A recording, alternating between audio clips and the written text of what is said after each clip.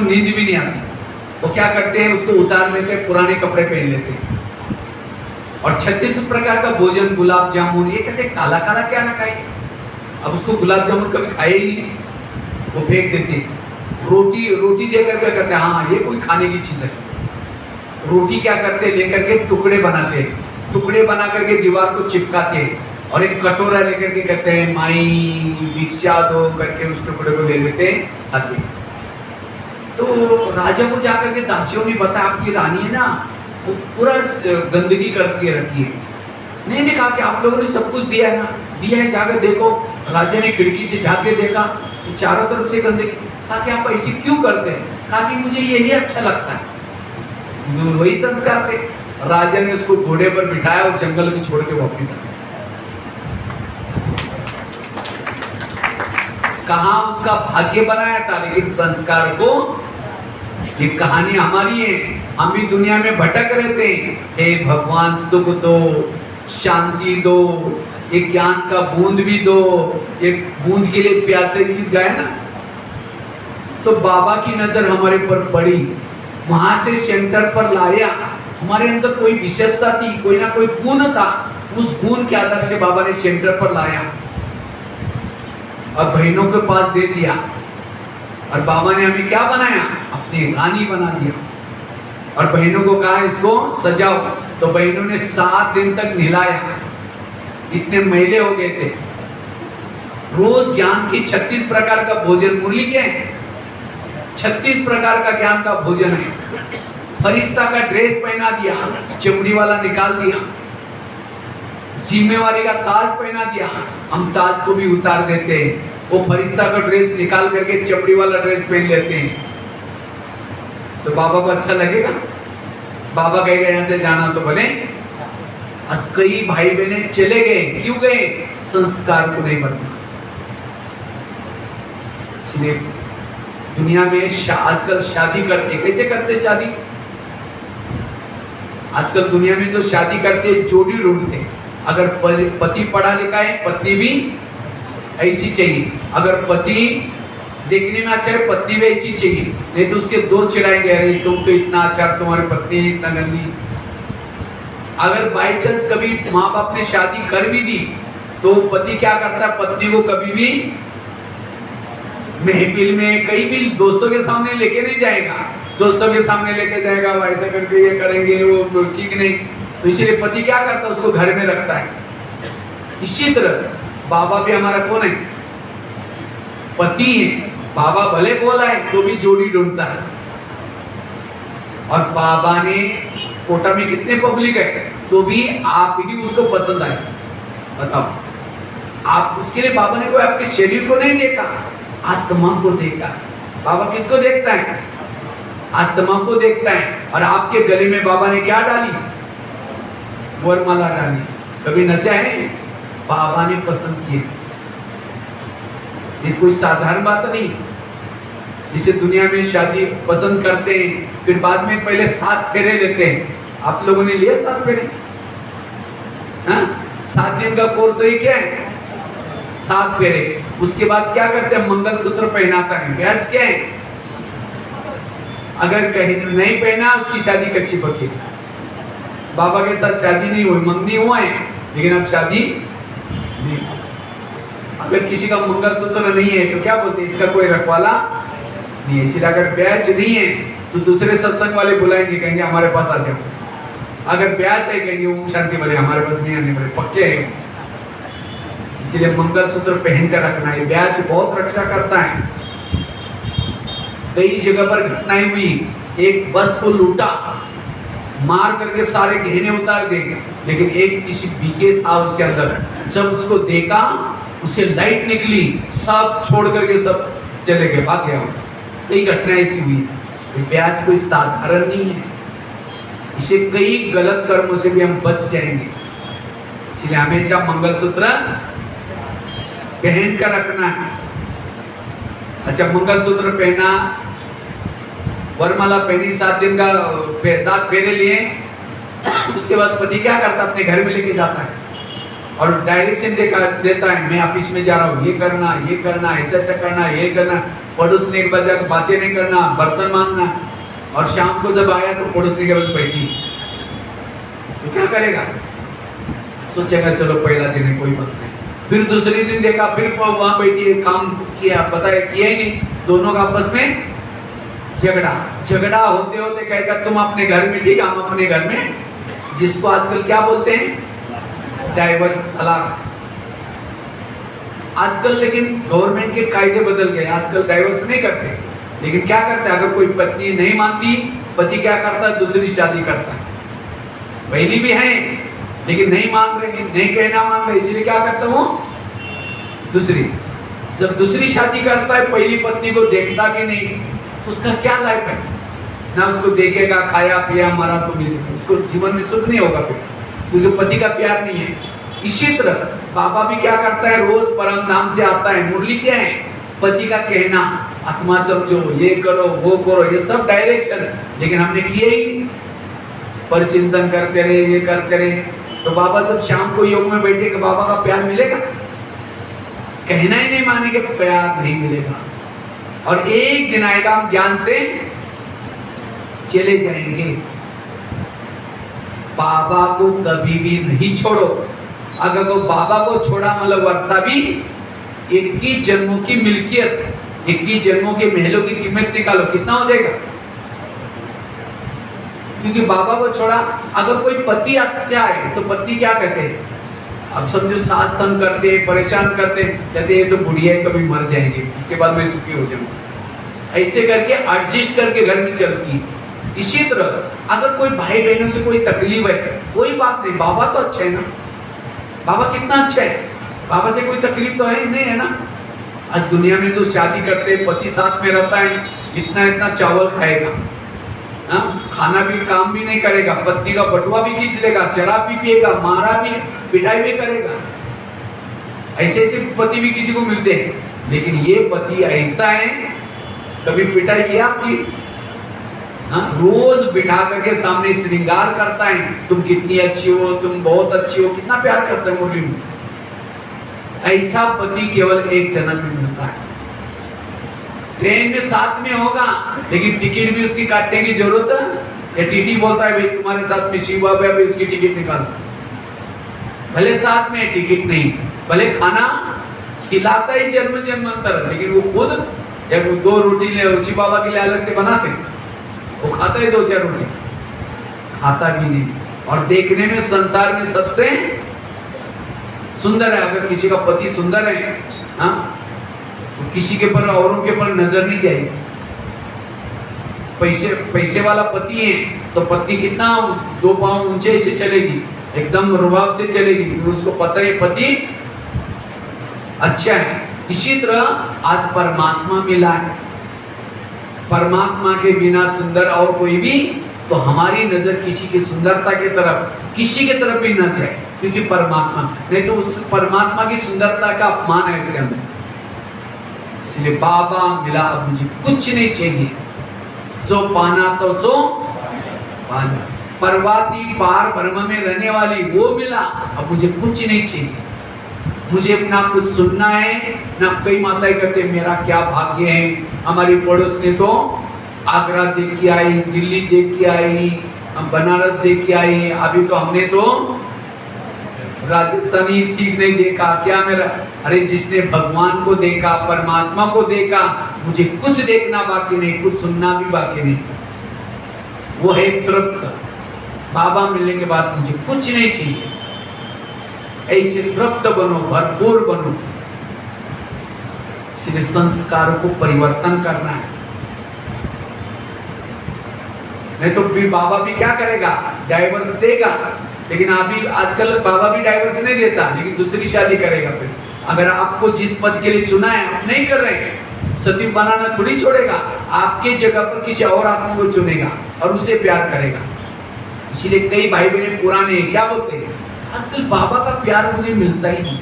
इसका मतलब बाबा ने दूसरी शादी कर दी, आपके जगह पर किसी और को चॉइस किया, क्योंकि आपने उसका कहना नहीं माना। इसलिए बाबा ने, भगवान की नजर आपके ऊपर से निकल जाए, कितना बड़ा दुर्भाग्य है। इसलिए अपने संस्कार को बदलो। जो नहीं चाहिए संस्कार वो हमें बदलना है। क्रोध करना बाबा को अच्छा नहीं लगता, इसलिए संस्कार परिवर्तन करने से अवस्था अच्छी बन जाएगी। तो कितने बातें हो गई? 4। और लास्ट की एक बात सुना करके फिर हम योग करेंगे आधा घंटा तक, ठीक है? हमारी स्थिति क्यों बिगड़ती है? उसका कारण है इंद्रियों के हम कभी कभी अधीन हो जाते हैं। जो इंद्रियों के अधीन हो जाता है उसकी स्थिति क्या होती है? बिगड़ जाते हैं। हमें इंद्रियों को अपने वश करना है। जो इंद्रियों को वश करता है उनकी अवस्था अच्छी बनती है। स्वराज्य अधिकारी बनो। बाबा कहते हैं चैरिटी बिगिंस एट होम। आप अपने घर को सुधारो।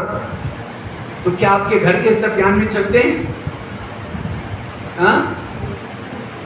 घर मतलब लौकिक घर की बात नहीं, शरीर आत्मा का क्या है?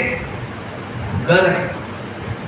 कान ज्ञान में चलता है, आंखें ज्ञान में चलती हैं, मुंह ज्ञान में चलता है। जब ये इंद्रिया ज्ञान में चलेगी आपके अंदर परिवर्तन आएगा।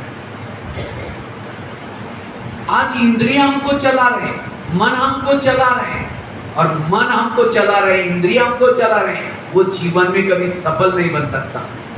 गीता का टोटल सार क्या है? हे अर्जुन, तुम घोड़े की लगाम अपने हाथ में लो। कौन से घोड़े? कर्मेंद्रिय की लगाम अपने हाथ में लो। इसलिए मैं आत्मा हूं और किसका मालिक हूं? इस कर्मेंद्रियों का मालिक। क्योंकि जो कर्मेंद्रियों पर जीत प्राप्त करता है वो भविष्य का राजा बन सकता है। तो किसको किसको राजा बनना है? हाथ खड़ा करो। सत्युग के राजा किसको बनना है? अच्छा, सबको बनना है। लेकिन मन को कहा है, मन तुम आधा घंटा परम धाम में जाना। मन मार्केट में लेके गए, राजा कैसे बनेगा? मन आपको चला रहा है, आंखें आपको चला रहे हैं, मुख आपको चला रहा है। जिसको इंद्रिया चलाता है उसका व्यवहार, उसके इर्द गिर्द में कौन होगा? आसुरी अवगुण, आसुरी शक्ति। और जिसका इंद्रिय पर शासन है उसके इर्द गिर्द में दैवी गुण, दैवी शक्तियां होती। भविष्य में राजा कौन बनेगा, दासी कौन बनेगी, इसकी सिस्टम है जो ज्ञान में चलता है। ना किसी को ज्ञान सुनाता है, इंद्रियों के अधीन है। वो क्या बनेंगे? दास दासी। दास दासी वो बनते जो उदास रहते। उदास कौन रहता है? जो इंद्रियों के अधीन है, उसके चेहरे में खुशी नहीं होती। कोई ज्ञान भी चलता है, धन से सेवा करता है, धन सेंटर में देता है, ज्ञान भी दूसरों को सुनाता है, लेकिन इंद्रियों के अधीन है, वो क्या बनेगा? भविष्य में साहूकार बनेगा, राजा नहीं बनेगा। साहूकार क्यों बना? क्योंकि संगम युग में धन से सेवा की थी, ज्ञान भी सुनाया था, इसीलिए क्या बना वो? साहूकार। समझो, कोई ज्ञान भी चलता है, इंद्रियों को अपने अधीन किया है इतना पुरुषार्थ करके, लेकिन धन से सेवा नहीं करता, ज्ञान भी दूसरों को नहीं सुनाता, वो क्या बनेगा? राजा तो बनेगा, लेकिन कंगाल राजा बनेगा। कंगाल शब्द नहीं होगा, लेकिन उसके बाद धन संपत्ति कम होगी। और कोई ज्ञान भी चलता है, धन से सेवा कर रहा है, ज्ञान भी दूसरों को सुना रहा है, इंद्रियों पर भी कंट्रोल किया है, वो क्या बनेगा? संपन्न राजा। तो चेक करो मेरी गाड़ी कौन से ट्रैक में है। इसलिए स्वराज्य अधिकारी का पुरुषार्थ करना है। रोज इस ब्रह्मा बाबा का, कभी आता है ना, बाबा रोज अपना दरबार लगाते थे, इसी तरह हमें भी रोज इन इंद्रियों का दरबार लगाना है। लॉकडाउन में क्या कहा? आप अपने घर में रहो, परिवार के साथ रहो, तब क्या रहेंगे? सेफ रहेंगे। तो संगम युग भी एक लॉकडाउन है, और इसी लॉकडाउन में अपने शरीर में रहना है और शरीर की इंद्रियों से बातें करो। जो इंद्रियों को बातें, क्योंकि इस युद्ध के मैदान में विजय बनने के लिए इंद्रियों का सहयोग चाहिए। अगर इंद्रियों का सहयोग नहीं, आप विजय नहीं बनेंगे। कृष्ण जब रथ में बैठता है पहले क्या करता है, घोड़ों को थपथपाता है, पुचकारता है, प्यार करता है। क्यों? क्योंकि घोड़े अगर जाकर के दुर्योधन के सामने गिर जाएंगे तो अर्जुन विजय कैसा बनेगा। इसीलिए हमें भी जब सवेरे नहाते धोते उस समय क्या करो, अपने इंद्रियों से प्यार करो। हे मेरे कान, तुमको या ऐसी बातें नहीं सुनना जो मेरा सिर झुक जाए। हे आंखें, तुमको ऐसी चीजें नहीं देखना जो मेरे पराजय हो जाए। हे मुख, तुम भी ऐसी कोई बातें नहीं बोलना। इन इंद्रियों को संयम करो। और जब ये इंद्रियां जागृत होगी, जैसे भारत में अंग्रेज घुसे थे, क्यों घुसे थे, क्यों आए थे भारत में अंग्रेज? हाँ, कहानियां पता है ना, इतिहास पढ़ा होगा। भारत में नवाबों का शासन था, बंगाल का नवाब, बिहार का नवाब, सूरत का नवाब। अंग्रेज आए, नवाबों के साथ दोस्ती की और करते करते दिल्ली के ऊपर अटैक किया और भारत क्या हो गया, गुलाम हो गया। इसी तरह शरीर भी हमारे एक इंडिया है और इस इंडिया की राजधानी कहाँ है, राजा यहाँ रहता है। और इस इंडिया में कई नवाब है, कान, मुंह, आंखें, मन, बुद्धि, ये कौन है, अपना अपना शासन है, अपनी मर्जी से चल रहे। और माया रूपी काम, क्रोध, लोभ, विकार आते हैं, दोस्ती किसे करते हैं, नवाबों के साथ। कान के साथ दोस्ती कर दी, मुंह के साथ कर दी, मन के साथ की, आंखों के साथ की और आत्माओं के ऊपर अटैक कर दी। और इसीलिए अब शरीर रूपी देश क्या है, हमारा गुलाम है। तो हमारा पुरुषार्थ और कुछ नहीं, इस गुलामी से स्वतंत्र बनना।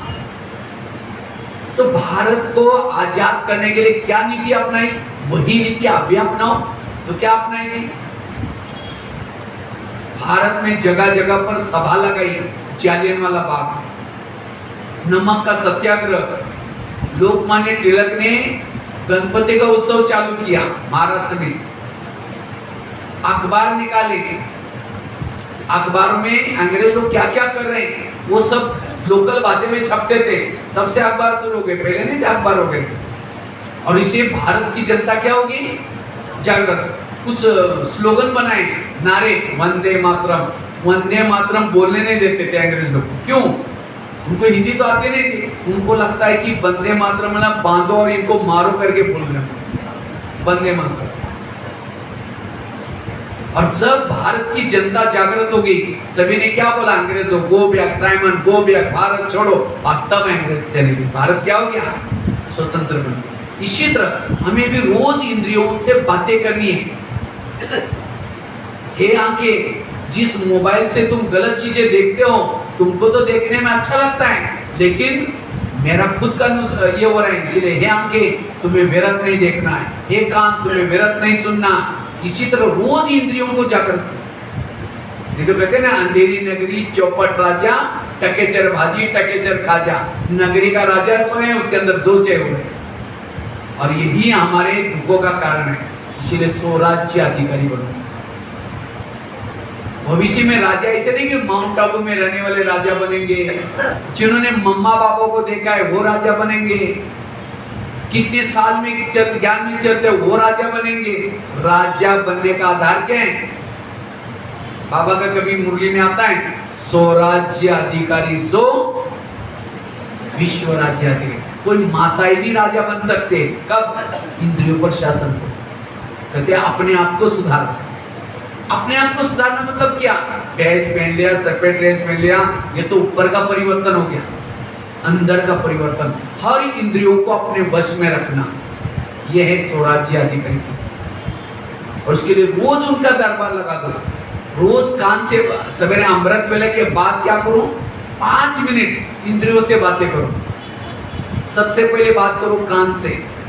हे मेरे कान, तुम मेरे इस राज्य की शान हो। अगर तुम ना होते मैं ईश्वरी मावों के कैसे सुनता।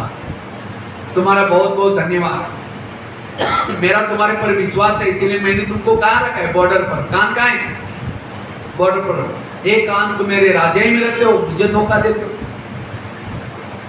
इसलिए आज तक जो हुआ कोई बात नहीं, आगे से तुम्हें विरत नहीं सुनना। आगे चलो, मुख के साथ बात करो। हे मुख, तुम भी मेरे इस राज्य की शान हो। अगर तुम ना होते मैं ईश्वरी मावों के दूसरों को कैसे सुनाता। लेकिन कभी कभी तुम किसी का परिचिंतन करते हो, अपमान करते हो, मेरे आत्मा भाई मेरे से रूठ जाती है। इसलिए आगे से तुम्हें कभी परिचिंतन नहीं करना है। आंखों से बात करो, हे आंखें, मुझे 84 जन्म में बहुत आंखें मिली, लेकिन तुम्हारे जैसे भाग्यशाली आंखें नहीं मिली। तुम्हारे द्वारा मैंने परमात्मा को देखा है। कईयों ने देखा ना माउंट आबू में बाबा प्रत्यक्ष शायद आते थे, तो बाबा को देखने में तुम गलत बातें क्यों देखते हो? मन से बात करो, बुद्धि से बात करो, ऐसा स्वराज्य अधिकारी बनो। ये है पुरुषार्थ। लेकिन आजकल के मम्मी पापा इतने बिजी हो गए, बच्चा कहाँ जा रहा है, किसके संगत में जाता है, क्या देखता है, क्या सुनता है, ध्यान ही नहीं है। और जब बच्चा गलत काम करता, आंखें खुल जाते, बच्चे ने ऐसे गलत काम क्यों किया? अगर रोज उनके पूछेंगे तो बच्चा गलत काम करेगा ही नहीं। इसी तरह आज हम भी क्या कर रहे हैं, हमारी आंखें क्या देख रहे हैं, कान क्या सुन रहे हैं, मुंह क्या बोल रहे हैं, मन क्या सोच रहे हैं, देखने का पूछने का टाइम ही नहीं, इतना कामों में व्यस्त है। और जब कभी गलत संस्कार आ जाते हैं तब कहते हैं कैसा हो गया? अरे कई दिन से आप देख रहे थे, सुन रहे थे, ना उसको सजा दी ना शिक्षा दी, और इसीलिए गलत काम हो गए। इसीलिए राजा बनने के लिए, राजा किसको कहते हैं? कमजोर को राजा नहीं बनते। पहले जमाने में राजा ही रहते थे, और आप तो राजस्थान में रहते हैं। पहले जमाने के जो राजा हैं, अगर राजा के विरुद्ध में कोई गलत जाता है तो राजा उसको फांसी देता था। इसी तरह हम भी ये शरीर पे हमारे एक देश है, अगर कोई भी कर्मेंद्र आपकी कहना नहीं मानती, उसको सजा दो। कौन सी? समझो कान में कुछ गलत सुन लिया, उसको सजा दो। कौन सी? दोबारा मुरली सुनाओ, यह है सजा। आंखों ने गलत देख लिया, सजा दो। कौन सी? योग में बिठाओ। मुख ने किसी को अपमान किया, कोई मेरे से नाराज हो गया, मुख को सजा दो। दूसरे दिन उसको चुप रखो, मौन रखो। यह है राजा। अपने आप को ठीक करो, हर इंद्रियों को शासन प्रमाण चलाओ। हम दूसरे के ऊपर काली बनते हैं और अपने पर शीतला बनते हैं। मैं ठीक हूं, मैं ठीक। अपने पर काली बनो, दूसरे के लिए शीतला बनो। राजा वही है जो अपने इंद्रियों पर शासन करता है। राजा वही है जो दान करता है। एक पहली कहानी आती थी, एक राजा था, बहुत दान पुण्य करता था। तो आप लोग करते इतना दान पुण्य? समझो यहां से जयपुर जा रहे बस में, बाजू में कोई बैठा, एक शब्द में नहीं सुनाया, कंजूस। रोज पड़ोसी घंटी बजा करके कहते देवी आओ मुझे दर्शन दो, लेकिन आप कभी 2 शब्द में नहीं सुनाए, कंजूस। जो दान नहीं करता वो कंजूस है। कई कहते सुनते ही नहीं। अच्छा नहीं सुनता, मुख से नहीं सुनता, इतना ही कहो, ओ मीठे बाबा आपने हमको इतना अच्छा ज्ञान दिया, इस पड़ोसी वालों को भी जरूर देना बाबा, इसको भी सत्संग में जरूर लेके जाना। इतना एक मन से संकल्प दो, ये संकल्प ही उसको ज्ञान में लेके आएगा। संकल्प करो, अपने पड़ोसी वालों को संकल्प करो, रिश्तेदारी को ज्ञान सुनाओ। इसलिए देने के संस्कार चाहिए। कईयों को क्या लगता है ब्रह्मा कुमारी में आए तो हम राजा बनेंगे, ये हमारी गलत फहमी। अगर यहाँ करके कुछ किया ही नहीं, कुछ नहीं बनेंगे। एक थी, शादी से पहले बहुत दान पुण्य करते, लेकिन उसकी शादी जब होते दान पुण्य नहीं करती। तो उसकी शादी सेठ जी के घर में हुई। वो थे सेठ जी लेकिन कंजूस थे, वो कभी भी दान पुण्य नहीं करते। तो एक बार वो महल में बैठे थे, उनका बहुत बड़ा महल था। तो इतने में एक भिखारी आया। भिखारी कहता है मुझे कोई भिक्षा चाहिए। तो बहू क्या कहते, मैं खुद बासी खाती और भूखी सोती, तुमको कहां से दूं? सास ने एक बात सुन ली। सास को लगता है बहू क्या बोल रही, बासी खाती और भूखी सोती। दोबारा वो सन्यासी कहता है मुझे कुछ चाहिए, भिक्षा दो। कहते सुना नहीं तुमने, मैं खुद बासी खाती और भूखी सोती, तुमको कहां से? सन्यासी चला गया। सास उल्टी बहू को 2 थप्पड़ लगा दी। कहते तुमने तो मेरा नाम बदनाम किया, कब तुमका बासी करा है, कब भूखा सुना है? कहते मैं रोज बासी खाती, आज मेरी शादी सेठ जी की घर में हुई है, ये तो मेरे पिछले पुण्य कर्मों का फल है। तो मैं कौन सा खा रही, बासी करें। और भूखी सोती अर्थात अगले जन्म के लिए आप मुझे कुछ करने नहीं दे रहे, इसलिए मैंने कहा भूखी सोती। तो उसको लगा हाँ बात तो सही बोला। कहते ठीक है, घोड़े के लिए जो चने पीसे उसको दिया करो। उसको लगता है अक्ल तो आ गई। लेकिन एक दिन उसके मन में आता है मैं चने दूंगी, अगले जन्म में मुझे क्या मिलेगा? बोरी की बोरी चने मिलेंगे। और केवल चने खा के मैं क्या करूँगी? तब उसकी सास कहते जो चाहिए। इसी तरह आज हम बासी खा करके भूखा तो नहीं सो रहे। आज इतना तरावटी माल आपको ज्ञान मिल रहे हैं, कौन से जन्मों का फल है? 63 जन्म में जो भक्ति की थी, व्रत किया था, उपवास किया था, उसका फल है। तो कौन सा खा रहे हैं? बासी।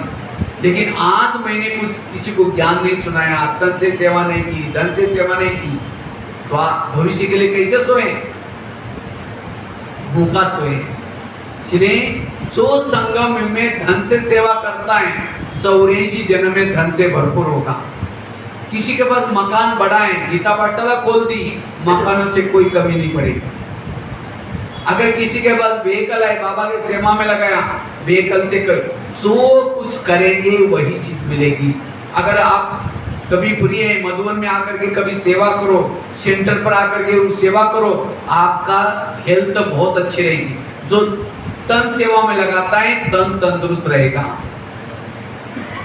और याद रखना, जो करना है अब करना है। आगे चल करके जैसे 500 की 1000 की नोट बंद हो गई और लोगों ने क्या किया, कई ला करके सेंटर पर डालते थे, बंडल के बंडल डालते थे। और पहले डालने के लिए बोलो तो हाथ थर थर कांपता था, डाल लो नहीं डाल दो, 1000 के 500 के। और जब बंद हो गई तो लेकिन मधुबन से डायरेक्शन आया क्या, भंडारे में कोई भी 500 की और 1000 की नोट नहीं डालने देना। डाल करके बदल कर ले सकते थे, लेकिन बाबा ने डायरेक्शन दिया नहीं देना। इसी तरह आगे चल करके लोगों को पता चलेगा इस धरती पर परमात्मा आया, सेंटर के द्वारा गीता का ज्ञान दिया, लोग आएंगे लेकिन हमारे जमीन ले लो, हमारा उस समय मधुबन से डायरेक्शन आएगा, कोई भी किसी की प्रॉपर्टी, किसी का मकान नहीं लेना, नहीं चाहिए करके बोर्ड लगेगा। एक समय आएगा, इसलिए जो करना है वो अब कर लो।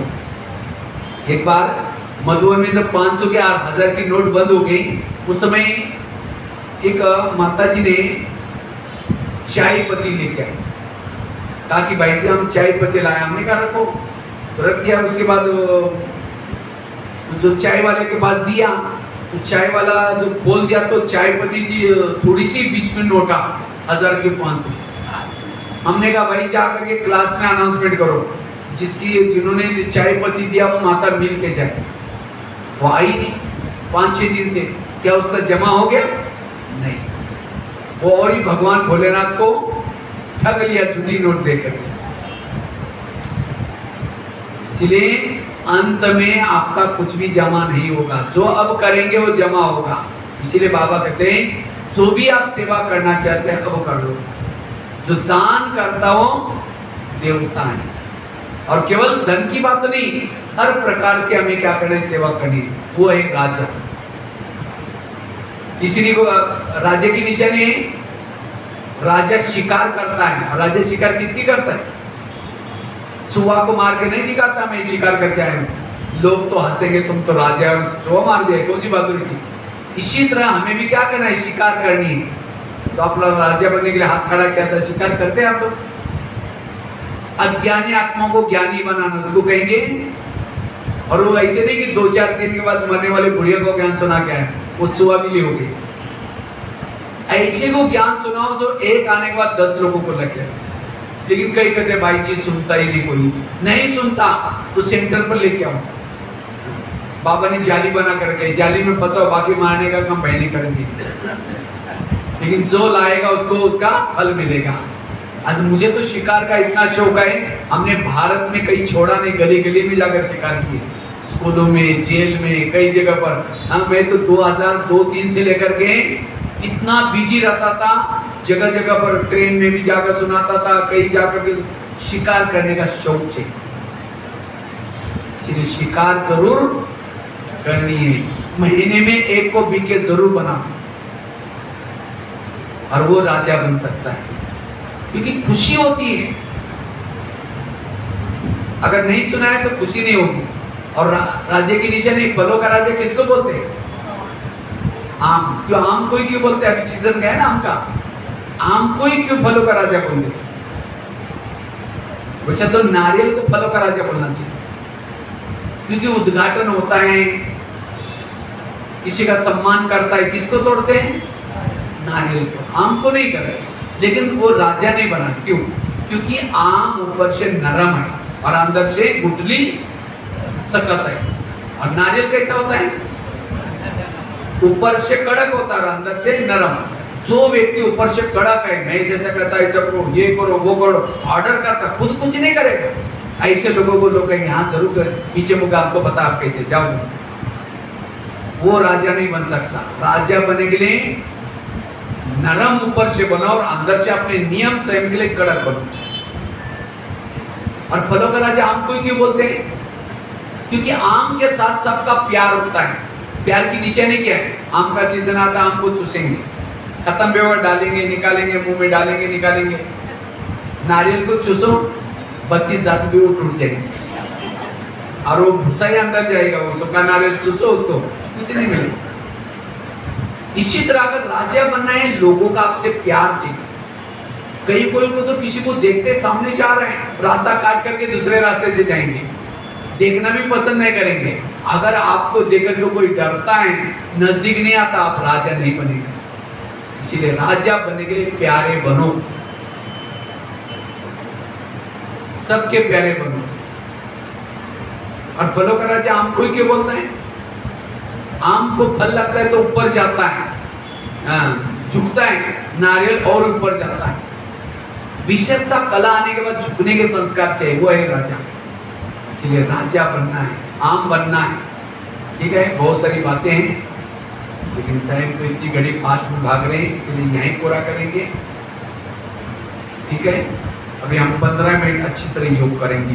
तो स्थिति क्यों बिगड़ती है उसके कारण बताए। पहली बात बताई देवान, दूसरी बात बताई पर चिंतन से मुक्त बनना, और उसके लिए कई एग्जाम्पल दिए आप लोगों को। गाड़ी को गैरेज में लगाना, दूसरी बात पता है इसके लिए छड़ी वाला एग्जाम्पल, थैले वाला एग्जाम्पल। कभी भी किसी के कान में उल्टी नहीं करना, पर चिंतन आज से बंद।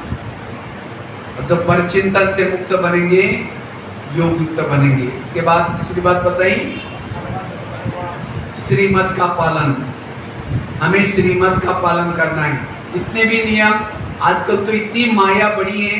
जैसे मैं देखता हूँ कई भाई बहन ट्रेनों में जाते हैं, कोई ऐसे सफेद कपड़े पहन करके आपको मिलेंगे, कुछ आपको कहेंगे ओम शांति, अरे आप तो माउंट आबू जा रहे हैं, हाँ माउंट आबू जा रहे हैं, अरे देखो मैंने प्रसाद लाया, प्रसाद खिलाएंगे, खाएंगे, आप बेहोश हो जाएंगे, आपका सारा सामान लूट के लेंगे।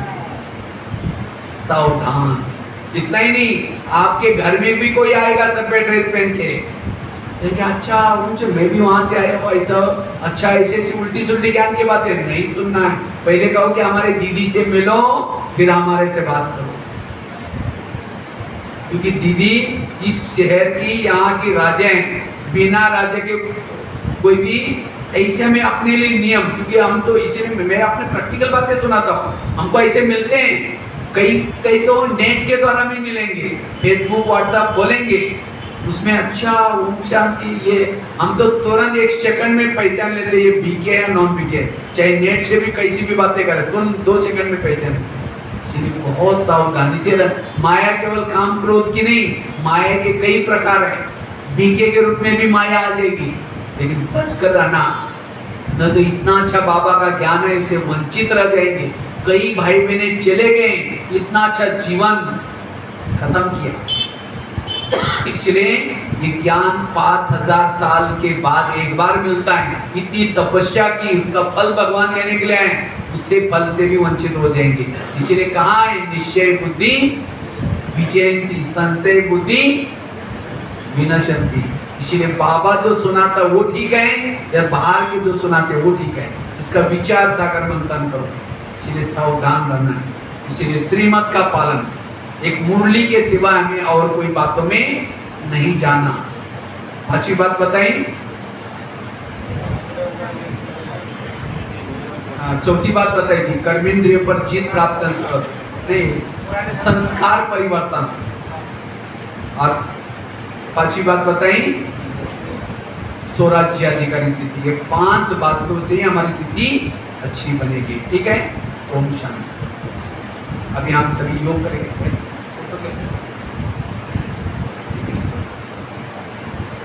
ठीक है, तो अभी सभी हम योग करेंगे, सभी कमर सीधी करके बैठेंगे और जैसे जैसे मैं कमेंट्री करूंगा वैसे वैसे योग करेंगे।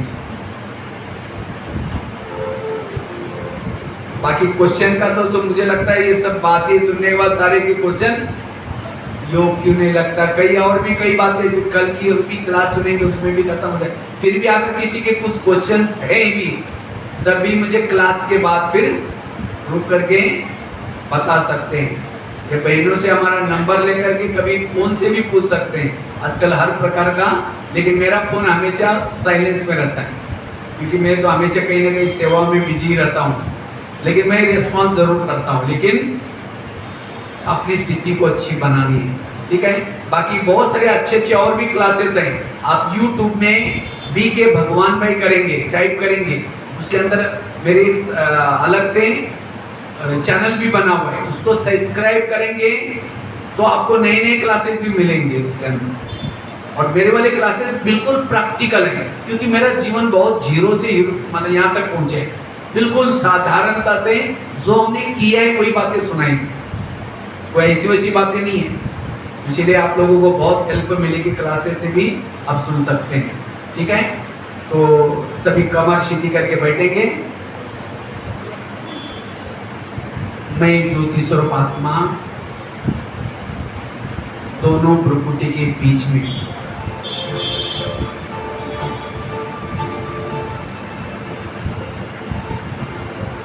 आंखों के द्वारा देखने वाली, कानों के द्वारा सुनने वाली मैं आत्मा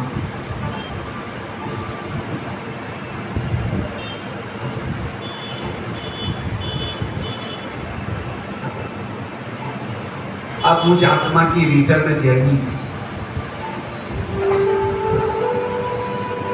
अब मुझे वापस घर जाना है।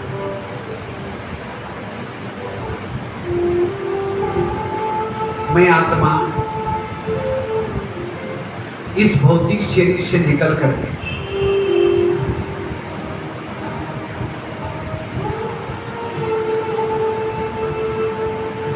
एक प्रकाश के शरीर में प्रवेश करती हूं।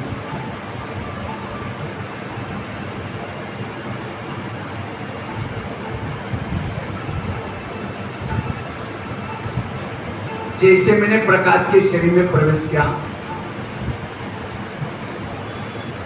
मैं एकदम लाइट माइट बनती जा रही। अब मैं इस प्रकाश के शरीर को लेकर के ऊपर की तरफ जा रही हूं। चांद सूरज तारागण से भी पार अव्यक्त वतन,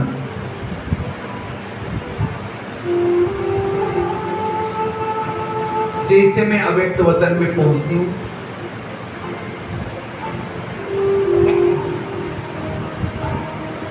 बाबा की लाइट माइट से मैं भी लाइट माइट बनती जा रही।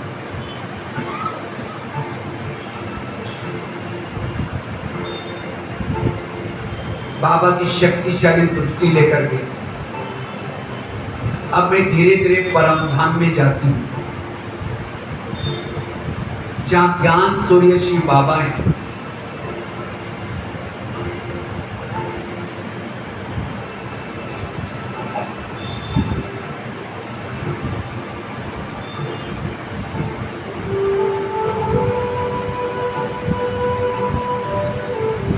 बाबा के सानिध्य से मैं अशरीरी विधेय बनती जा रही, मैं समर्थ बनती जा रही, ज्वाला स्वरूप बनती जा रही।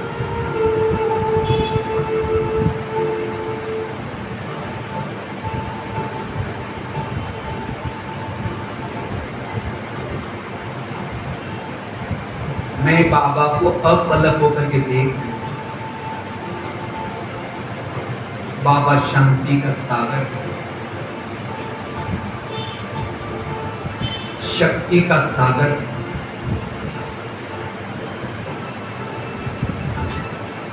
आनंद का सागर,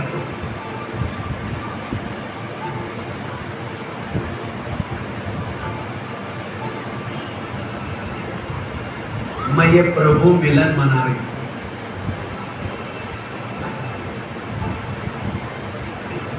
मेरी ईगो की प्रभु मिलन की प्यास बुझती जा रही है।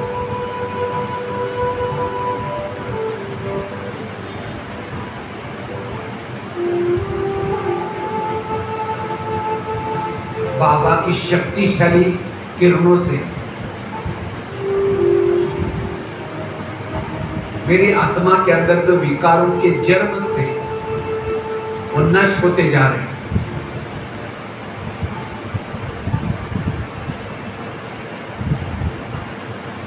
मैं भरपूर बनती जा रही हूं, शक्तिशाली बनती जा रही हूं। अब ये प्रभु मिलन मना करके मैं धीरे धीरे अव्यक्त वतन में आती हूं। एक प्रकाश के शरीर को धारण करती हूं। जैसे मैं ब्रह्मा बाबा के पास पहुंची, बाबा ने मुझे देखते ही वरदान दिया, तुम साधारण नहीं हो, तुम तो शिव शक्ति हो, भक्तों की इष्ट हो, कलब कलब की विजयी आत्मा हो।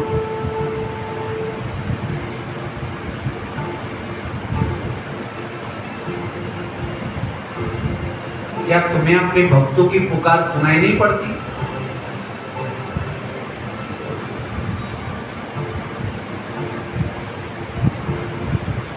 ऐसे करके बाबा ने मुझे ड्रामा की ढाल दिया।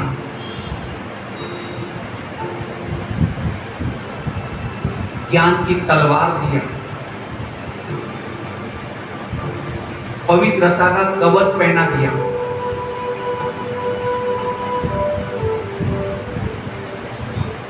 शक्ति का प्रतीक त्रिशूल दिया,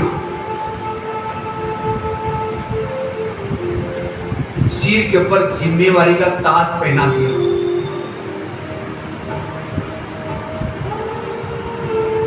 मस्तक पर विजय का तिलक लगाते हुए कहा, मैं स्वयं शिव तुम्हारे साथ में हूं, तुम कलब कलब की विजयी आत्मा हो। अब मैं अनुभव कर रही हूं, सचमुच में एक शिव शक्ति बनती जा रही है। मेरे अंग अंग से शक्तियों की किरणें फैलती जा रही हैं। अब सर्वशक्तिवान को दिल में समा करके अस्त्र शस्त्रों को साथ में लेकर के मैं शिवमय शक्ति आकाश मार्ग से धीरे धीरे नीचे धरती पर आ रही हूं। जैसे मैं धरती के गोले पर पहुंचती हूं, मैं धरती के गोले पर खड़े होकर के बाबा से प्राप्त हुई सर्व शक्तियां सारे विश्व में फैला रही हूं। वाइब्रेशन फैला रही हूं, सबका भला हो जाए, सभी विकार व्यसनों से मुक्त बन जाए, सभी करुणा जैसी बीमारियों से मुक्त बन जाए।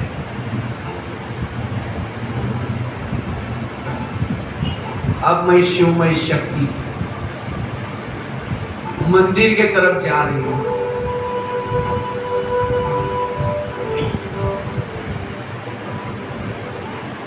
मंदिर के पीछे के दरवाजे से मूर्ति के पास जाकर के खड़ी हूं।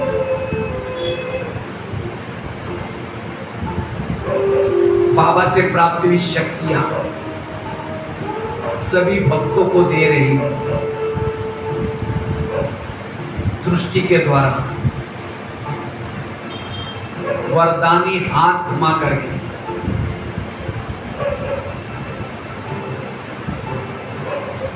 सभी भक्तों को संदेश दे रही हूं। हे भक्तवत्स, जिस प्रभु को तुम ढूंढ रहे हो वह इस धरती पर आ चुका है। अगर तुम्हें उससे मिलना है, तुम ब्रह्मा कुमारी आश्रम में आओ। मैं देवी भी वही तपस्या करूंगी। ये सोने का वक्त नहीं है, युग परिवर्तन होने जा रहे हैं। ऐसा संदेश देते हुए एक मंदिर से दूसरे मंदिर में, आकाश में स्थित होकर के, पहाड़ों पर स्थित होकर के, एक देश से दूसरे देश में जा रही हूं। मैं शिव, मैं शक्ति हूं। प्यारे बाबा,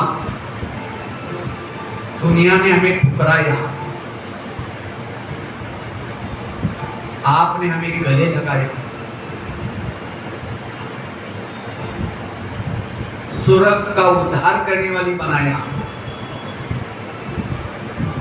आपके इस उपकार को कभी भी नहीं भूलेंगे।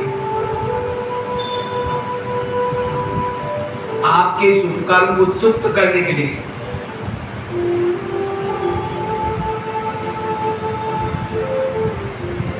आपके इस विश्व परिवर्तन के कार्य में तन मन धन से हर प्रकार के सहयोगी बनेंगे। इसके लिए मां शीतला बनकर के सारे विश्व में शीतलता की किरणें फैलाऊंगी। मैं मां शीतला के समान हूं।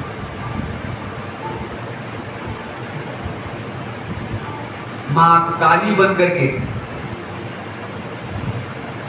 सभी को कालों से छुड़ाने की सेवा करूंगी।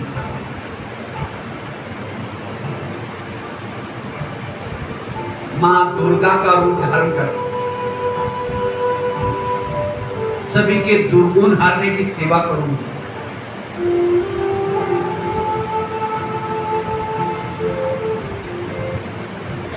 मां गायत्री बन गीता का ज्ञान गा गा करके सबको सुनाऊंगी। मैं शिव, मैं शक्ति हूं। जिसके लिए मैंने जन्म लिया है, जिसके लिए अवतार लिया, वही कार्य मुझे करना है।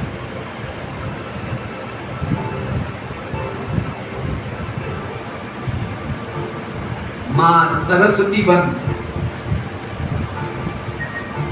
ज्ञान की बिना सबको सुनाऊंगी। मां लक्ष्मी बन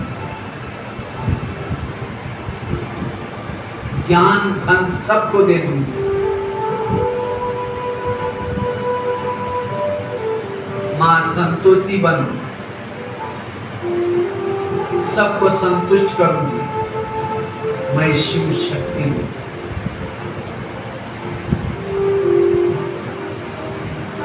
बेहद की वैरागी हूं। अभी संसार में मेरा कोई नहीं है। जिसको मैं अपना समझती हूं, ये सब कुछ विनाश होने वाले हैं। अब मुझे घर जाना है। मैं शिव, मैं शक्ति हूं। अब मैं शिव शक्ति अपने अस्त्र शस्त्रों को समेट करके एक साधारण ब्राह्मण वेश में प्रवेश करती हूं।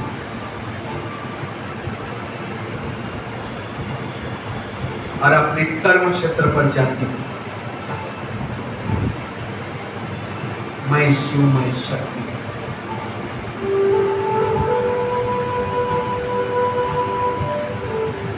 ओम शांति।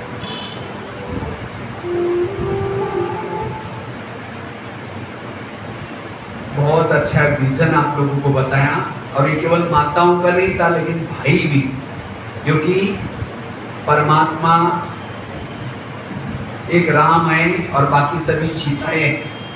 परमात्मा शिव है, सभी पार्वती हैं। तो ये शिव शक्ति के स्वरूप में टिकेंगे। ठीक है। और इस सम्मान में आप घर में रहेंगे, घर में कोई झगड़ा भी नहीं करेगा, आपको रिगार्ड रिस्पेक्ट देगा, इसे आपके संस्कार भी बदल जाएंगे। तो इस स्वरूप में सदा टिकना है, ठीक है। ओम शांति। तो 7:30 तक बोला था, तो इसलिए 7:30 तक पता भी नहीं चला, 2 घंटे से हम लोग बैठे थे, जैसे लगा कि 5-7 मिनट बैठे हैं। आनंद आया सबको? हाँ, तो एक बार ताली बजा करके बताएंगे। ओम शांति। बाकी किसी को कुछ पूछना है पूछ सकते हैं, मुझे लगता है सारे जवाब तो मिल गए। बाकी तोलिया और वरदान सबको मिलेगा। ओम शांति।